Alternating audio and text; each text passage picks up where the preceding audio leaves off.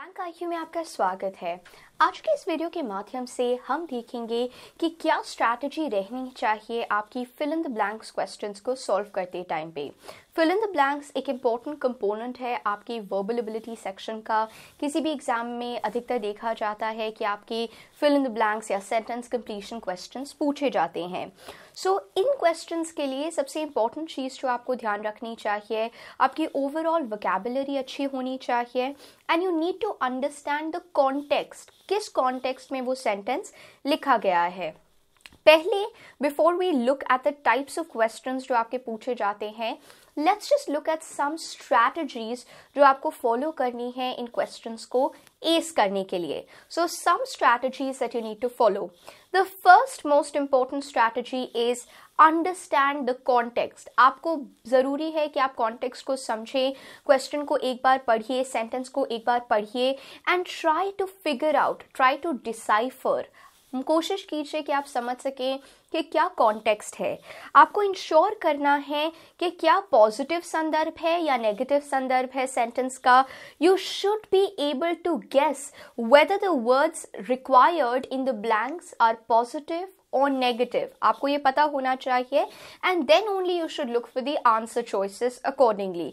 सो ये चीज़ इंपॉर्टेंट है, आप कॉन्टेक्स्ट संदर्भ देखने की कोशिश कीजिए। क्या वो सेंटेंस किसी पॉजिटिव चीज़ के बारे में बता रहा है या नेगेटिव कॉनोटेशन है। तो ये सबसे पहली इंपॉर्टेंट चीज़ है, आपको कॉन्टेक्स्ट समझना है, पॉजिटिव है या नेगेटिव है and accordingly you have to search for the options. Second important चीज जो आपको याद रखनी है कि हो सकता है अगर आप ऑप्शंस को प्लग करते हैं अपने पूरे सेंटेंस में तो वो सेंटेंस मीनिंगफुल हो सकता है, लेकिन क्या वो लॉजिकल सेंस बना रहा है, that is also important for you to figure out. So you need to remember that although an answer choice can create a meaningful phrase, लेकिन वो गलत हो सकता है बिकॉज वो लॉजिकली कनेक्टेड नहीं है सेंटेंस से और इट इज नॉट कंसिस्टेंट। तो आपको लॉ ऑफ कंसिस्टेंसी देखना पड़ेगा। You need to ensure that the option choice that you're selecting is consistent with the overall theme of the sentence.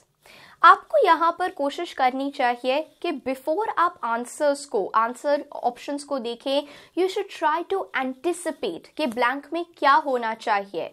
So this third strategy is very important. You should anticipate the blanks. आप सोचिए कि जब आप sentence को पढ़ रहे हैं, क्या वो वर्ड हो सकता है जिसे आप ब्लैंक में डालना चाहेंगे। So think of the word that you might like to insert in the entire sentence. So ये थर्ड इंपॉर्टेंट स्टेप जरूरी है कि आपको कोशिश करनी चाहिए एंटिसिपेट करने की and then you can cross check the answer choice options and accordingly select. आपको इंश्योर करना है that your answer choice is reading smoothly and correctly. So ना तो कोई ग्रामेटिकल मिस्टेक होनी चाहिए, ना ही कोई मीनिंग का एरर होना चाहिए। That's very important. Lastly, another very important point that you need to remember is the concept of extenders and reversers. ऐसे शब्द जो आपके सेंटेंस को एक्सटेंड करते हैं और ऐसे शब्द जो आपके सेंटेंस को रिवर्स करते हैं। Let's just look at an example of extender, right? Because it was raining, therefore I skipped my office today. So यहाँ पर therefore जो है, it is actually acting as an extender.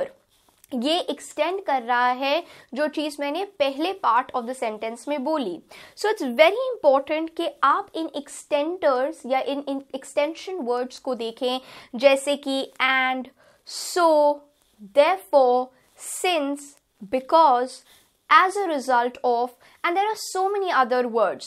So आपको देखना है whether that particular sentence is signaling an extender, क्या वो एक extender को signal कर रहा है, या it is looking at a reversal of thought. Reversal of thought के लिए commonly used words होते हैं although, though, but, else, in spite of his hardworking demeanor, he failed the exam. So in spite of, despite, however, these are all important reversal. तो आपको देखना है sentence को पढ़ के whether the sentence is signaling an extender or it is signaling a reverser. You need to also remember that a sentence can contain both extenders and reverser. हो सकता है कि आपकी एक सेंटेंस में दोनों की ही जरूरत हो, एक्सटेंडर्स की भी और रिवर्सर्स की भी. So be very careful while you're trying to read the sentence. Most importantly, आपको इंश्योर करना है that you recognize the logical structure. Logical structure को आपने recognize करना है कि इसके उपरांत क्या आना चाहिए. Is it making logical sense? That's very important. So logical structure को आपने ध्यान में रखते हुए correct option choice को देखना है. Let's just quickly sum up. अभी तक हम लोगों ने क्या strategies discuss करी fill in the blanks के questions को solve करने के लिए. यहाँ पर हम लोगों ने देखा सबसे पहली चीज you need to understand the context. आपको context पता होना चाहिए sentence का. You need to identify the keywords. कुछ keywords हैं, कोई चीज जो इशारा कर रही हो कि दूसरा पार्ट कैसे जुड़ा होना चाहिए. So you need to look and hunt for keywords. Third most important thing is that आप extenders, you need to identify the thought कि क्या thought है, क्या वो thought extender चाह रहा है या reverser चाह रहा है. That is also important and crucial.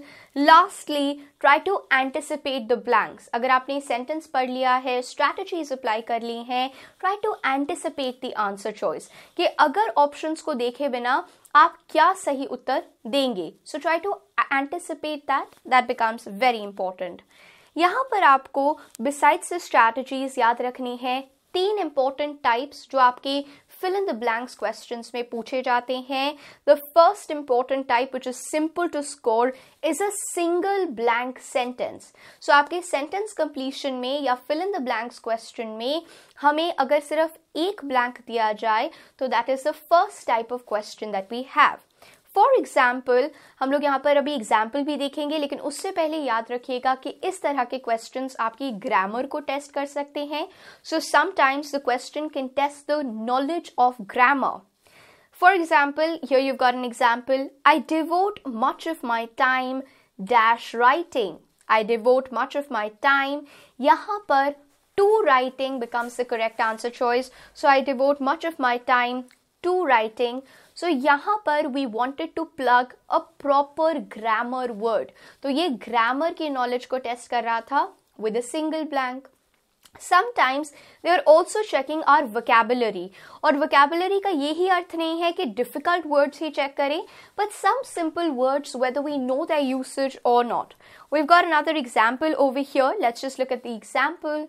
This project is the first step in a long range of research whose dash goal is to cure the problem of poverty. Now remember, हमारी approach क्या होनी चाहिए थी? सबसे पहले हमें context समझना है. इस particular चीज में कह रहे हैं this project is the first step in a long range of research whose ultimate, whose किसके बारे में है? रिसर्च के बारे में है. So first step in the long range of research जिसका ultimate goal. So ultimate here option number 4 becomes the correct answer choice. So this project is the first step in a long range of research whose ultimate goal is to cure the problem of poverty. So here हमें जब तक ultimate का सही usage या फिर उस particular sentence का proper, so हो सकता था जो हमारी other option choices थे like cooperative would have made sense, but that was not making logical sense. So ये सारी चीजें आपने ध्यान रखनी है. Second type of questions जो आपके होते हैं that is slightly nuanced, ये थोड़े difficult हो जाते हैं because ये होते हैं double blank questions. So single blank and then second type that we have is double blanks. ये थोड़े ज़्यादा nuanced हो जाते हैं क्योंकि आपको दो words को identify करना होता है simultaneously आपको एक ही sentence में. आप यहाँ पर वीडियो को पॉज करके इस particular example को solve करने की कोशिश कर सकते हैं. Though science is often imagined as a dash exploration of external reality, scientists are no different from anyone else. They are dash human beings enmeshed in a web of personal and social circumstances. Now यहाँ पर अगर आप देखेंगे तो पहला fervent, neutral, painstaking, disinterested all seem to be making correct sense, लेकिन हमें sentence में फर्स्ट वर्ड का एंटोनिम चाहिए, that is only there in option number 4. Let's just try to plug it and see कि क्या हमारा सेंटेंस स्मूथली रन कर रहा है. Though science is often imagined as an exploration of external reality, scientists, so though science is imagined as a disinterested exploration, disinterested objective, disinterested exploration of external reality, scientists are no different from anyone else. They are passionate human beings enmeshed in a web of personal and social circumstances. So option number 4 in the double blank, यहाँ पर that is going to be the correct answer choice. Third type जो होते हैं वो होते हैं आपके paragraph completion, where you're given a lot of sentences together, और इसको हम एग्जाम में closed test के नाम से भी जानते हैं. So that is the third type of fill in the blanks questions that are usually asked. So यहाँ पर हम लोगों ने देखा कि क्या आपकी स्ट्रैटेजी रहनी चाहिए to prepare for your fill in the blanks और सेंटेंस कंप्लीशन क्वेश्चंस, और 3 इंपॉर्टेंट टाइप्स जो कि यूजुअली आपको पहले मास्टर करने चाहिए. आने वाली वीडियोस में हम कुछ सैम्पल क्वेश्चंस हर एक कैटेगरी में से प्रैक्टिस भी करेंगे. आप मुझसे इंस्टाग्राम पे नीरजा रहेजा के नाम से जुड़ सकते हैं, और अगर कोई भी डाउट है अप्रोच को लेके fill in the blanks question को, तो आप उसे कमेंट सेक्शन में मेंशन कर सकते हैं.